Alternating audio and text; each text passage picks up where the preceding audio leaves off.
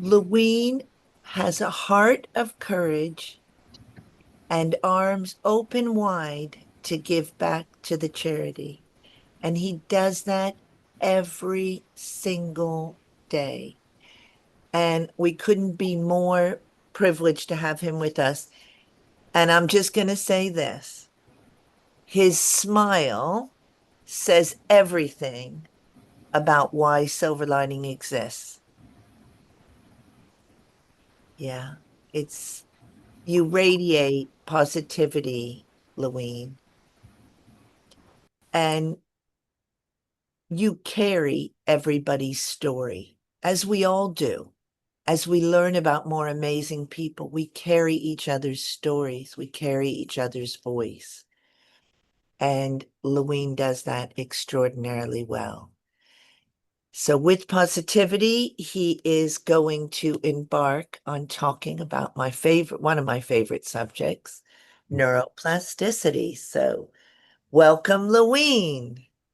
Thank you so much, Sherry, for the lovely introduction. Hi, everyone. Nice to see you all on this hot day. Hope you're all keeping cool. Yeah, I'd like to share with you my talk on neuroplasticity. This was a talk I did when I was a member of, when I was on the vocational rehabilitation team at Queen Mary's Hospital in Roehampton. And I've held on to the talk and I've updated it every now and then. I'm more than happy to share the slides as well. In a PDF format later on. So I hope you enjoy it.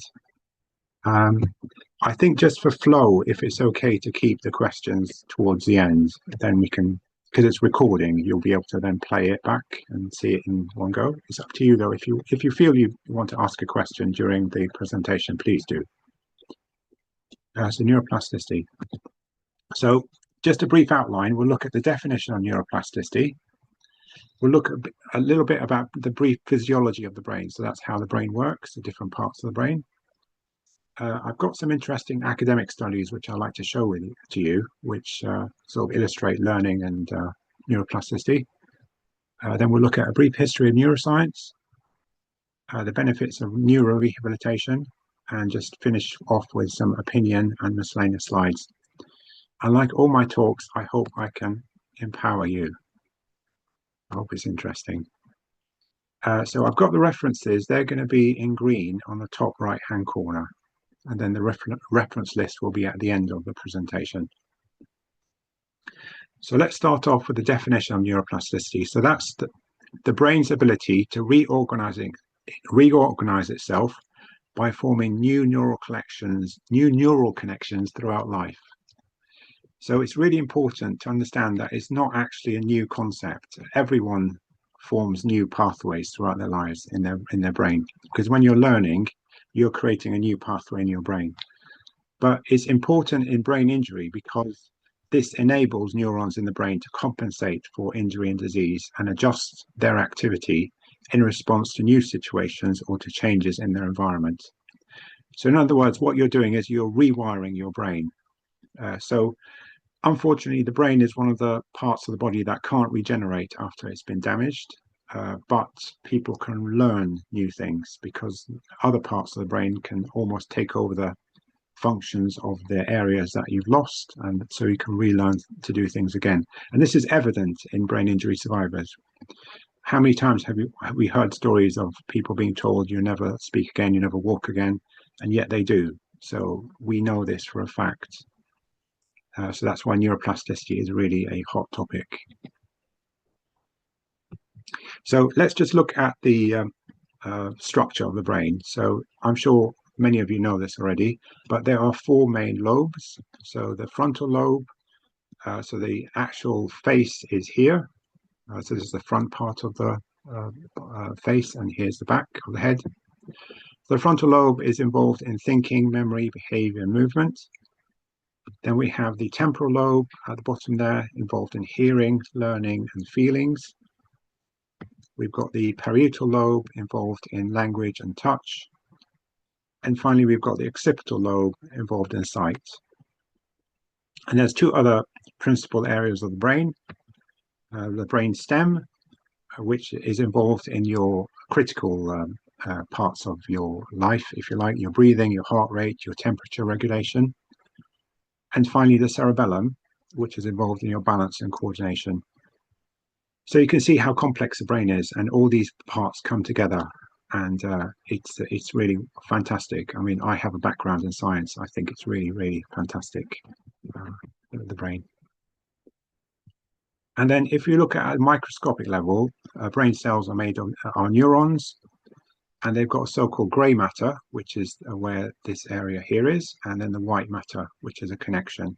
And these can connect to each other. So the end of one connects to the beginning of the other.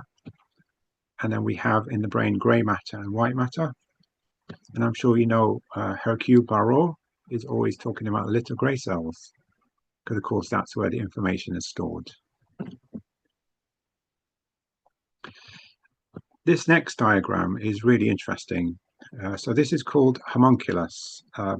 It actually means little man, but I would say little person to make it inclusive now. So on the top of the brain, there's two strips. There's a sensing strip, which is a somatosensory cortex. So if you imagine that's just for sensing things. And then there's the other side, there's a motor cortex, which is for movement. So the way this diagram works, the larger the diagram of the part of the body, the more important it is to the brain. So you can see on the sensing side, the face is very large.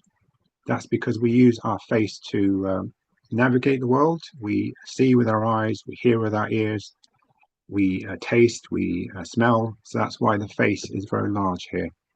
The hands are also very large because we use our hands for fine movement. Interestingly, the head itself is not so large because actually the main function of the head is just to protect the brain. It doesn't really do much sensing as such. And this mirrors itself on the motor cortex as well. So you can see, again, the face is very large because, again, like I'm talking to you, I'm expressing myself. We use our face to express ourselves, to talk, to do lots of things. And again, with the hands, we use our hands for fine motor movement as well. So this is a really interesting diagram. It's called the homunculus. So we know that acquired brain injury, unfortunately, can have a lot of devastating effects on people. It can affect people's work, their ability to return to work. It can affect cognitive functions such as basic cognition, memory, perception, mood, fatigue levels. It can affect people's emotions. Actually, emoji is a Japanese word. It means picture character, emoji. It can affect people's well-being. It can affect family life and, of course, friendships as well. So it's really important that we understand rehabilitation after brain injury and specifically neuroplasticity. So I've got some diagrams, hopefully, which will illustrate neuroplasticity and learning in general. So whenever you learn something new, you're going to be creating new pathways in your brain. That's what that is about. And those new pathways allow you to remember and repeat what you've just learned. And actually, you're rewiring your brain when you're learning something new. So that is neuroplasticity. And whenever you're learning something, it's always a good idea to try and challenge yourself and learn different things. Because if you're, as you'll see later, if you're challenging yourself, you're actually going to be stimulated and interested in learning. So you're more likely to learn much more effectively than if you're just passive. This is a really good expression. So neurons that fire together, wire together, and neurons that fire out of sync fail to link. And we can show this diagrammatically. So here are three neurons. The top two are firing, and they're firing together. The bottom one isn't firing. So the top two will form a junction. They'll join together. The junction is called a synapse. So now you have a pathway. So you can store more information. You can transmit the information over a longer pathway. So those two have wired together. And the one that isn't firing, the one that's firing out of sync, fails to link. And this is essentially what happens when you create new pathways in the brain. You're linking the neurons together. So I thought this is a good way to describe it. I've come across some interesting studies. So this is quite an interesting one, and I've simplified it. So this was a research study in Germany. So they had looking at people juggling three balls. So in the first, the main part of the experiment, there were 12 people, mainly women in their 20s, and they practiced juggling for 3 months until they could juggle for 1 minute. And because we're trying to validate our results, we have to have a similar group of people who we can compare to. So we had a control group of 12 people who weren't juggling, so we can see the difference, what's happening. And then MRIs were done, so those are imaging scans of the brain. They were done at regular intervals to monitor the changes in grey matter. And here's one of the candidates. I think she's doing quite well there. So I've made a timeline of the results. So this is a timeline. So this, if we think about the jugglers, so there are three, and indeed the non-jugglers are having the same MRI scans done, but at 0 months, everybody has an MRI scan. Then the jugglers juggle for 3 months, and then we do an MRI scan for everyone again, the jugglers and the non-jugglers.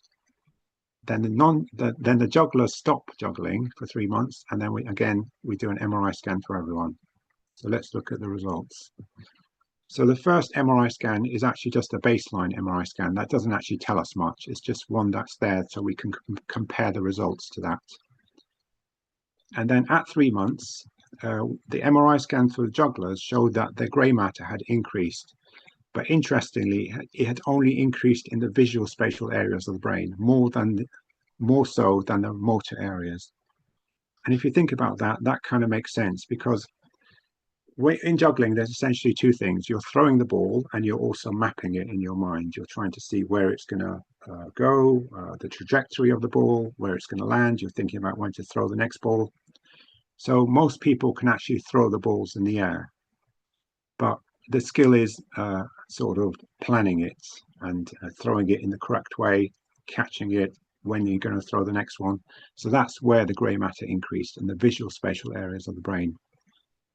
Not so much in the motor areas, because people can throw the balls up in the air.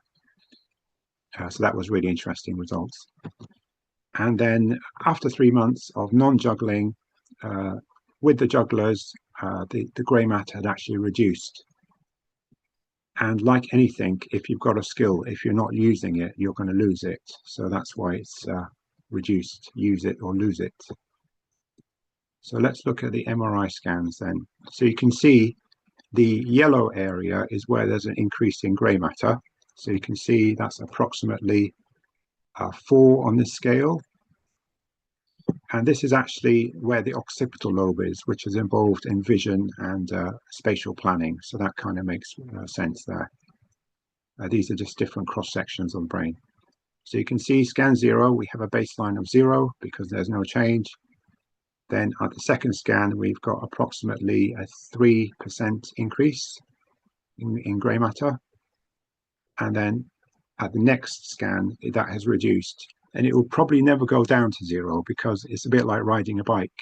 When you've learned to ride a bike, you're always going to remember, you're always going to be better than someone who's never ridden a bike, even if you've stopped for 10, 20 years. When you get back on the bike, you're always going to, the knowledge will quickly come back to you. So that's, I think, a really interesting way to learn. Another interesting study is the London taxi drivers. So we all know that London taxi drivers are experts in their fields. They know so much about London. They can take you anywhere you want, really. So if we look at the first graph on the top left there, this is comparing taxi drivers to bus drivers. So you can see the number of correct features that taxi drivers could answer is higher than bus drivers, even though they might be in the same area. But because taxi drivers learn these things and they go inside the nooks and crannies of London's roads, so they're bound to be better than the bus drivers. So that's that graph. And then if we compare the next graph, where we're looking at taxi drivers against controls who are normal car drivers, again, it's a similar picture. In the bottom left-hand corner, you can see the highlighted areas. That's where there's an increase in grey matter. And the final graph here, this shows a linear correlation between grey matter and years of taxi driving. So essentially, the more experience someone has as a taxi driver, the more grey matter they lay down in their brain. And that's to help them drive as well. So this is again demonstrating learning and neuroplasticity. Laween, when you say increasing grey matter, do you actually mean their brains expand? No, so they're just basically learning. They're if you like, putting down more memories to allow them to remember things Greater better. use of the grey matter. Yeah, absolutely. Yeah, thank you. Okay. Yeah, good point. Thank you very much. Okay.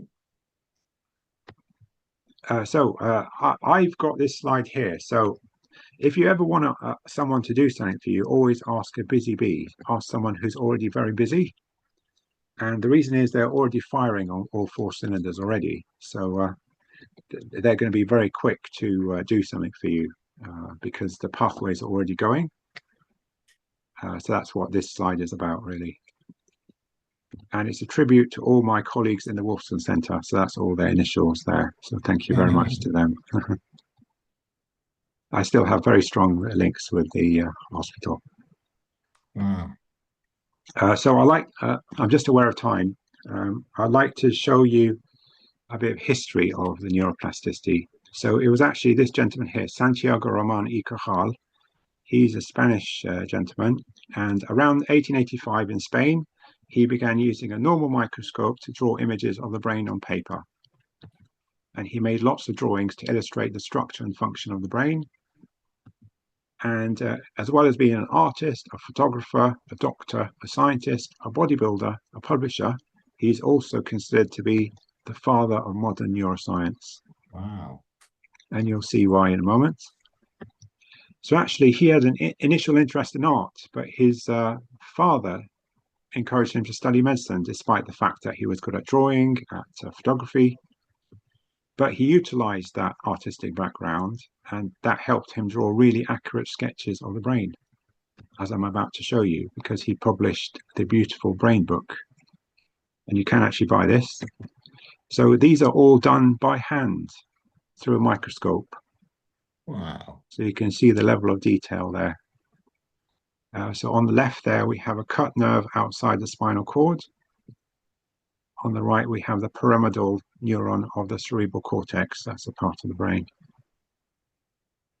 Then if we go to the next diagram, this is glial cells of the mouse spinal cord. So you can see the level of detail there. And you can actually buy this book from Amazon. I checked the prices yesterday, 1907 yesterday. So the Kindle edition is £22.41 and the hardback as of yesterday is £23.59. But it's a very, very interesting book. But this gentleman is considered to be the father of modern neuroscience.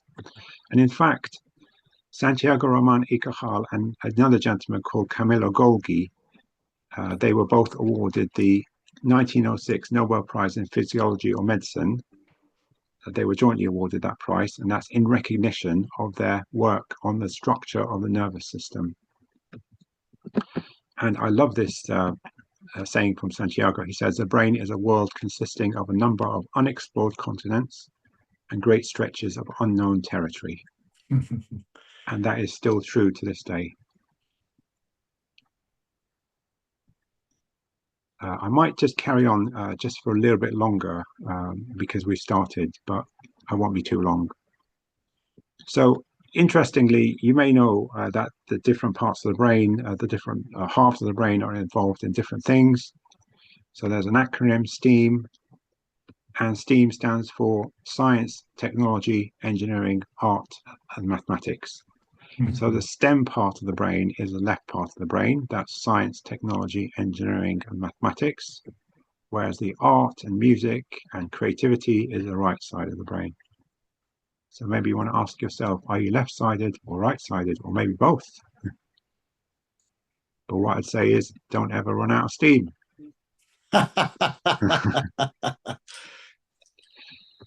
Let's talk a little bit about neurorehabilitation. So neurorehabilitation is a medically supervised program designed to help recovery from a nervous system injury. So what are the things I'm asking? What are the things you think they're trying to do in neurorehabilitation? What are some aims of neurorehabilitation? Feel free to answer, guys. Learning to walk, learning to talk. Yeah, absolutely. So let's me pull up the answers. Creating pathways. Yeah, absolutely. Yeah. Promote well-being, self-care, and happiness. Help the person relearn how to do things again, whether that's walking, whether that's talking. Educate the person and their family and other people. That's really important, so that people understand what's happening, so that the loved ones can know how to support the person who's affected. Help with physical mobility and physiotherapy. Improve cognitive function, speech, fatigue. Help meet other people. That's really important, so you can share your story, so you can learn from other people. Help to return to work and with any other challenges. So these are the main ideas behind neurorehabilitation.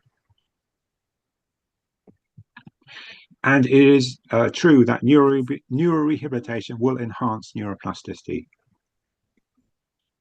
because you're relearning how to do things again. You're creating new pathways in your brain. So, E.T., he's my favorite movie character. I always try to get him inside a PowerPoint. So, what does this say, guys? So, I'll give you a clue. This is the last person in the race. Any ideas? They make it easy for you. Read that. You wrote last is E.T.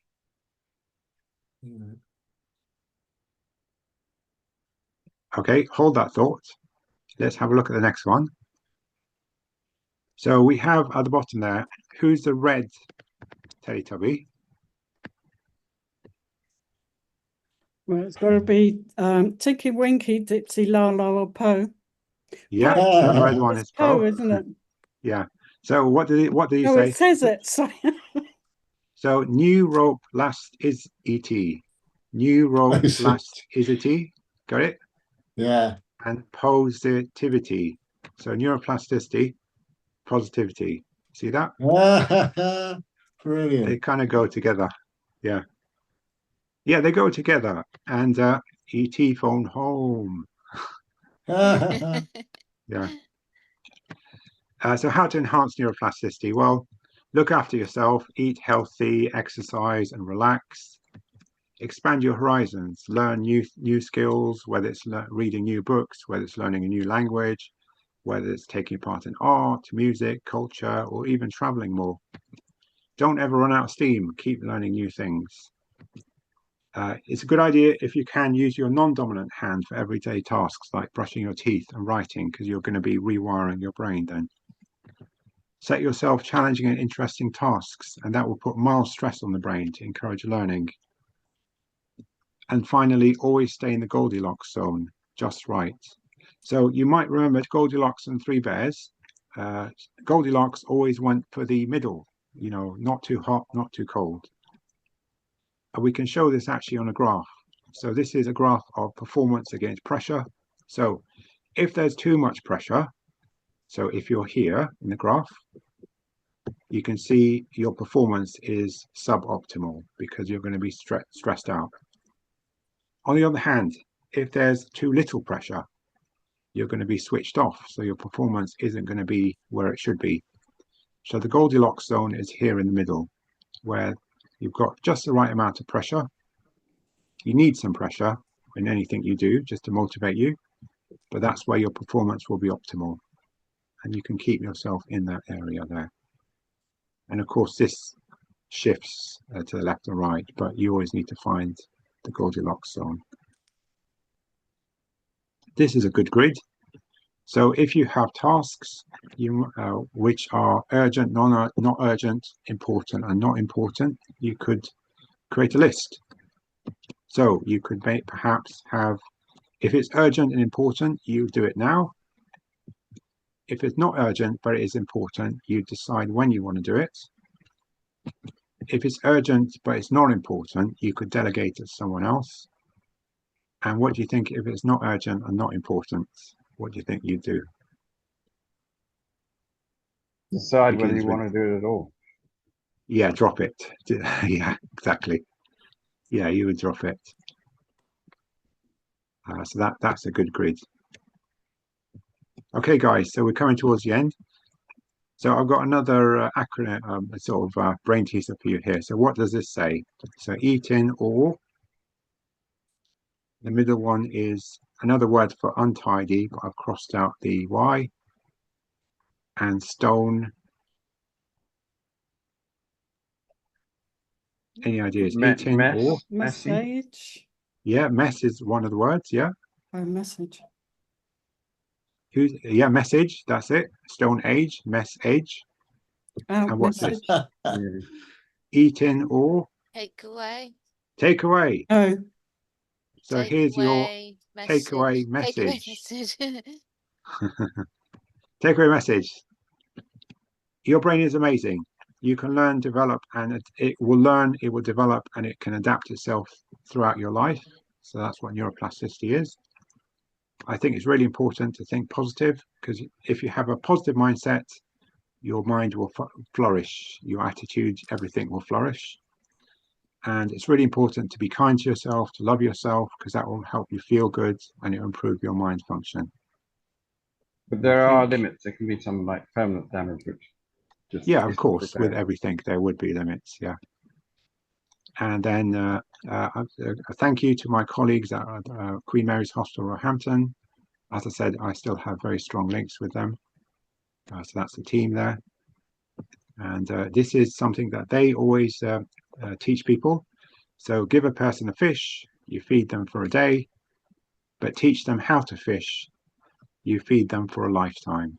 So that's what it's about. It's about teaching people the skills, or either from the first time or helping them relearn skills. And then you'll help them. But wasn't that at St. George's? Was it moved for some rehabilitation? They have two sites. Yeah. All right. So within the trust, there is the main hospital is St. George's Hospital, and then the secondary hospital is Queen Mary's Hospital. Right. My group called Never ourselves Yeah, on so WhatsApp. We called ourselves the Fishermen, Men and Women. Sorry. I've just finished my rehab. Okay. Yeah, sure. Excellent. So that's it, guys. Thank you very much. These are the references. Thank you so much, Laween. Thank you, Laween. It's fantastic. Brilliant. And no matter how many times you say it in different ways, you make it interesting. And we're so grateful. Yeah, Very sure. good.